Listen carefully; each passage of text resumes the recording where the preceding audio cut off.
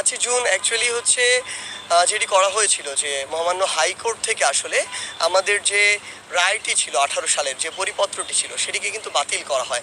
এরপরেই এই কোটা ব্যবস্থাটি আবার ফিরে আসে। সেই জায়গা থেকে সর্বপ্রথম আসলে সেন্ট্রাল লাইব্রেরি থেকে একটি টাইপের হয় ছোটোখাটো, যেখানে নাহিদ, বাকের, তারপরে আসিফ, হাসিব এরা যারা ছিল তারা ওখানে একটি বিক্ষোভ শুরু করে এবং ওখান থেকে যারা সাধারণ ছাত্র ছিল তারা সাথে সাথে নিচে নেমে আসে, কারণ এটা তো কেউ মানতে পারে না আসলে।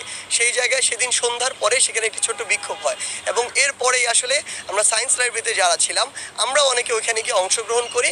কিন্তু এর পরের দিন আমরা দুই লাইব্রেরি একসাথে হয়ে আলোচনা করি সেন্ট্রাল লাইব্রেরির সামনে যে আমাদের একটু সংগঠিত হয়ে যাওয়া দরকার।